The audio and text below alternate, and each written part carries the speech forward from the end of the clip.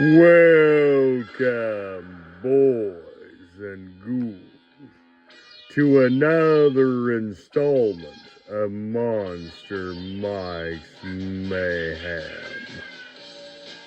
Happy April Fools.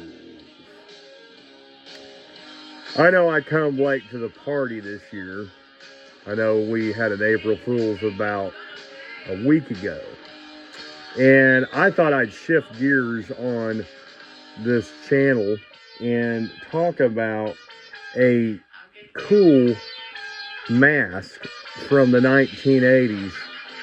None other than 1986 Slaughter High, Marty Ranson's 1977 Old Man Cesar mask. In that retrospective, back in 1980s, the slasher movies were picking up full speed, and they were getting more and more. They were making stuff like Prom Night and Final Exam, for example, and Pranks, aka Dorn That Drip Blood. And they needed slashers to have their persona, to give it like a scary persona. And what they would do is they would to try to think of different ways. The directors would come out with these different ways, like Jason wears a hockey mask, right? So they would think, well, what if we had this guy wearing like a creepy mask or something, or a ski mask, like in Prom Night? So his identifiable piece was this 1977 Cesar old man mask. And what the director did was he had put a gesture hat on it with the bells. And he just wore his Dodgeville High Letterman's jacket. And he went to town on these teenagers from high school that bullied him years earlier. And he had a horrible interaction with them. If you guys ever seen Slaughter High in 1986, it was crazy. They had did a prank on this guy and caused horrible burns to his face. In the chemical lab, he was in like a lab doing an experiment or something in a science lab in school, and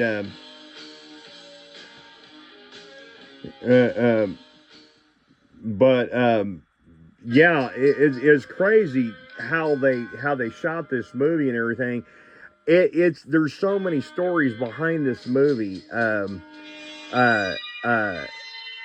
Back in I think it was 2016, I believe, I met Harry Manfredini that wrote the score for this movie. He told me that some mafia backers that wanted to make corner the market in the slasher movies back in the early to mid 80s, they had Bryanston Films did the Texas Chainsaw Massacre. I don't know if you guys knew that Butchie, he's the one that did the funded Bryanston back then, and these mafia guys wanted to make this Slaughter High movie because they wanted to capitalize on the big slasher craze of the 80s. So they cornered Manfredini. He told me they kind of like strong-armed him into pinning this funny music you're hearing here on this channel. They pretty much said, you're going to make this soundtrack. And he had already come off the fame of Friday the 13th with the, that stuff, kill, mom, and so they wanted to add it in the movie. And what I heard was there was a part in the movie, if you guys ever seen this, you monsters out there in Monsterland, you guys got to check this thing out. There's a part where they break into the school. They're looking for, trying to get in, and it's kind of starting to rain and stuff outside. And the two bullies go on the back door and they break in to let the girls and the other guys in, and they scare them in the stairwell. And you see him jump up behind him. He goes, like that, and it's the guy's wearing a hockey mask similar to Jason, and that was put in the movie, and I guess Paramount didn't like that. I guess they were having a little problem with that. I think Sean S. Cunningham didn't appreciate that either, and it was like a gag joke, and the guy replies, "Who do you think I was, Jason?" Like that, and so that was thrown into Slaughter High as a nod to Sean S. Cunningham that came previous to that film in '86. So, of course, the Friday the 13th craze of 1980 with, that film. But what's interesting is another little tidbit of information, all you monsters out there. You probably didn't know this, but this Dodgeville High, this fictional Dodgeville High, was filmed in England for a budget. And they traveled all the way to England. And I don't know if you knew the cast members were also English, except for the fact that Marty Ransom was an actual, American kid, that typecast,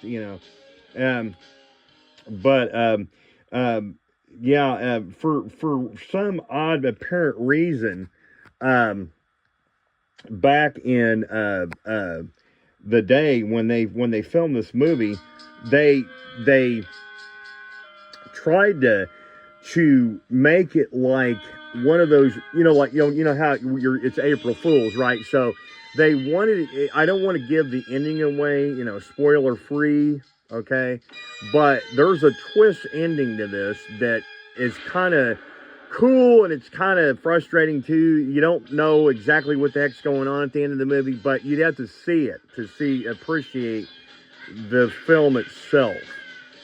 But this mask is really cool. It's it's an old 1977 Cesar Productions Old Man mask. It was cataloged as an old man mask in 1977. And the interesting part of this, they made different copies of this mask over the years. They would take that, in 78, they would make another one with shorter hair, right? And Paper Magic took it over in the 1990s and 2000s, and they made another version of the old man mask. And this is a mint beautiful example copy of the old man mask from 1986's Slaughter High. This was just one of those things that, came out back then, and I had owned the shorter haired version. And what I did was, I was at a show in 2020.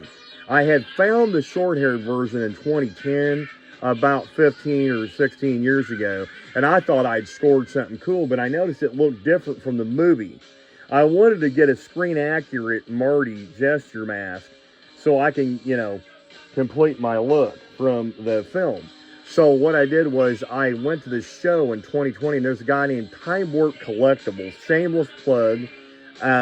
I just want to let you guys know this guy is awesome. He has got all of your 80s and 70s, 80s, and 90s horror sci-fi needs. If you guys ever come across this guy, his name is Time Warp Collectible. This guy traded me this beautiful mint copy.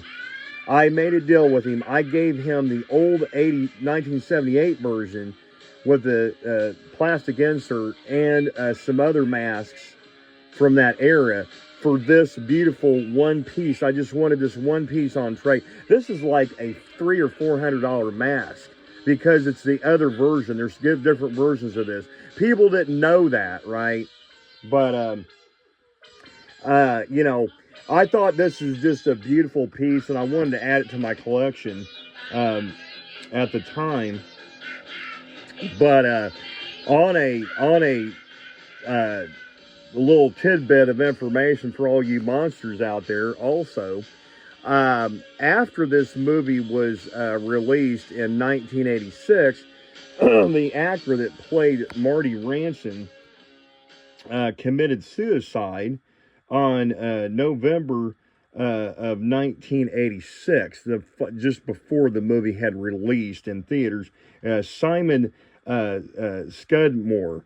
And Simon was a very depressed young man, and he I guess after he had done the acclaimed film, that was his film debut. It was one and done. I mean, that was it for him. And I don't know if you guys out there in Monsterland knew that, yeah, unfortunately, Simon is not with us anymore.